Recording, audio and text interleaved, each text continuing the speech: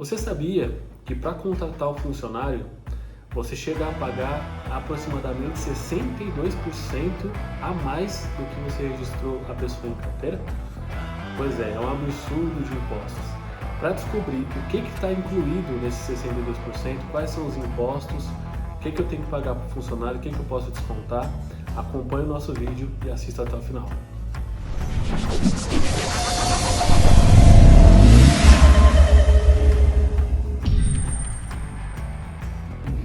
Olá pessoal, sejam bem-vindos ao canal da Dona Cruz. Eu sou o Felipe, sócio e cofundador do escritório, e a ideia do vídeo de hoje é poder esclarecer o quanto custa para contratar um funcionário. É um pouco batido esse assunto, mas é algo que muitas pessoas têm dúvida, porque se a gente considerar um salário em carteira, muitas vezes a gente vai pagar muito mais no final das contas. A gente montou alguns cálculos aqui e a gente vai, e no caso eu vou mostrar para vocês, né, o quanto que custa de fato. Prometo usar números redondos para poder facilitar a edição, né, Thaís? Por favor. Aí. A gente está considerando aqui na nossa simulação a convenção coletiva do Sintracom, da construção civil, onde o nosso escritório é especializado. Então temos bastantes informações aqui.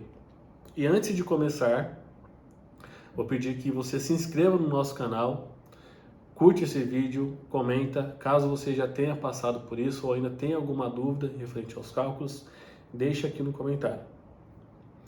E para iniciar, a gente está levando em conta um funcionário que ganha R$4.000. E para iniciar a gente vai separar por dois tipos, né? O primeiro tipo de custo é o que você pode descontar do seu funcionário.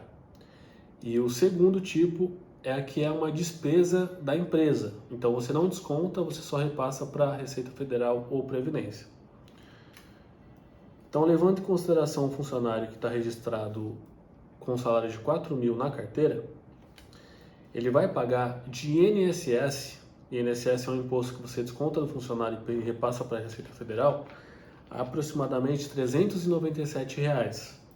E esse cálculo do INSS, ele é feito conforme a tabela. Tem uma tabela do INSS que muda todo ano.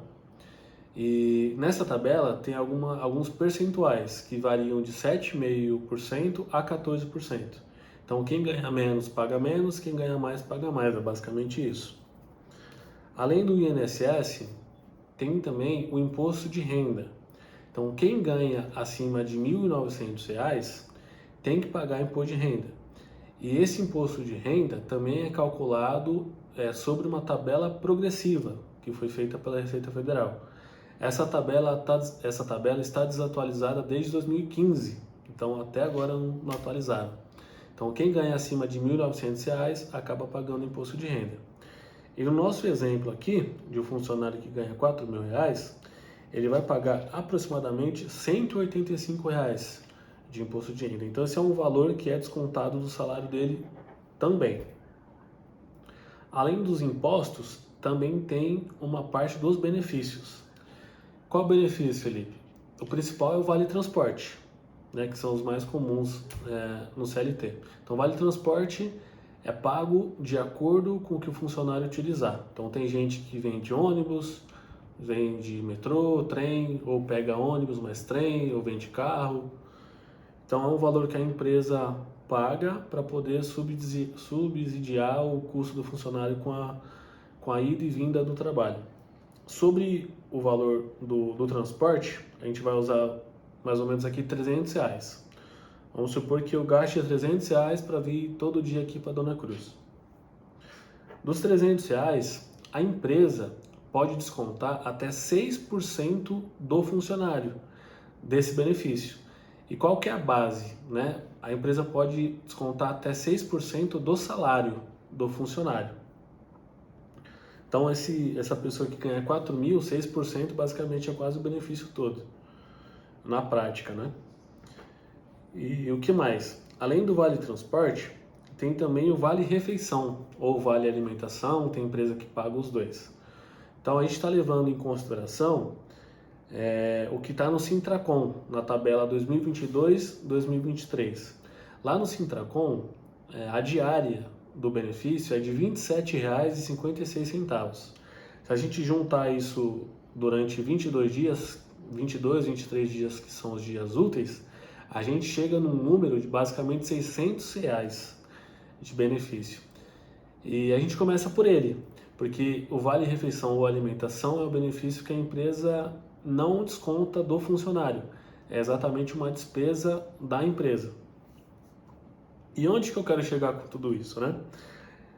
Somando tudo que a gente falou aqui, o funcionário está registrado com R$ 4.000, mas juntando todos os descontos, esse funcionário, além de receber muito mais do que ele está na carteira, ele acaba recebendo apenas R$ 4.323 dos 4.000 que ele está registrado.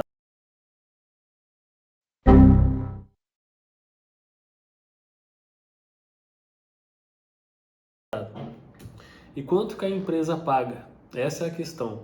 A empresa acaba pagando muito mais. E é justamente por isso que existe tanta informalidade no nosso país. Basicamente 20% da mão de obra no Brasil é informal, não tem carteira registrada, justamente porque o custo é alto. E o que a empresa tem que pagar além do que ela pode descontar do funcionário?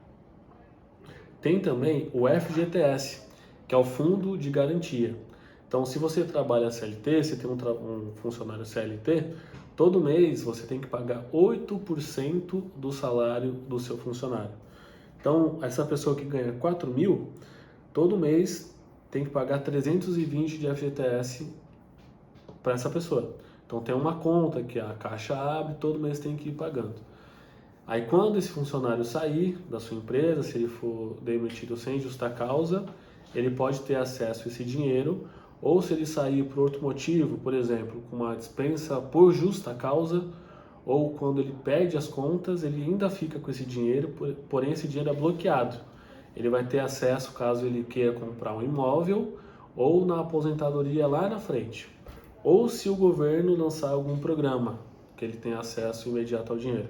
Aconteceu muito isso no período da pandemia, que o governo lançou alguns programas que os funcionários tiveram acesso a esse dinheiro parado lá. Bom, já é um baita valor, né? R$320 a mais do que do salário que você contratou. Então, 8%. Isso, pessoal, é o valor que teria o desencaixe financeiro, tá?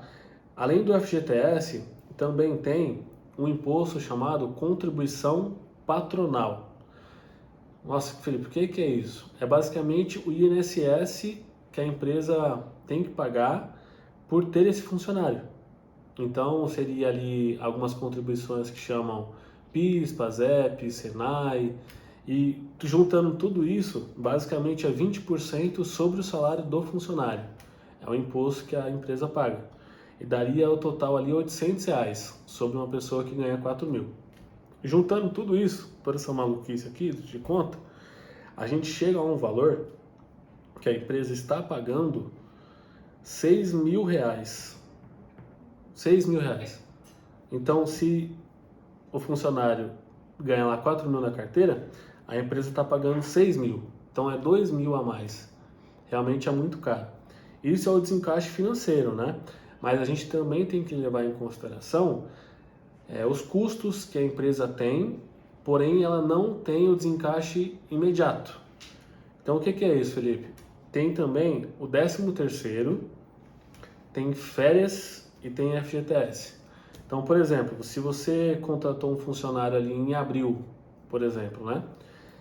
Você tem que pagar o 13º desse funcionário.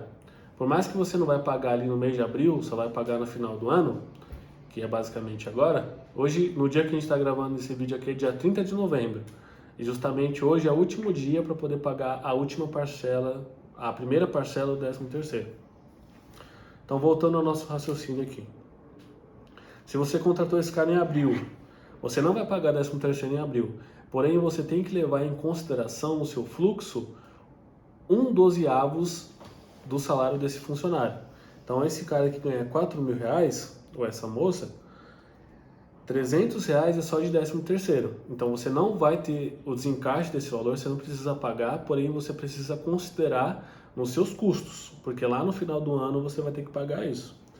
E além do 13º também tem férias, que é 1/3 de férias que você tem que pagar sobre o salário do funcionário, mais o 13º do FGTS, que é mais 8% do salário que tem no final do ano. Bom, no final das contas, você vai estar pagando ali 62% a mais do que você combinou com o funcionário. Então chega a ser bizarro, né? Porque a gente vive aqui num momento onde o funcionário acaba recebendo muito menos e a empresa gastando muito mais. E justamente por esse motivo que a gente vê algumas coisas no mercado, que é a pejotização, onde alguns funcionários abrem um MEI, por exemplo, uma empresa, e recebem emitindo nota, ao invés de ir para a CLT.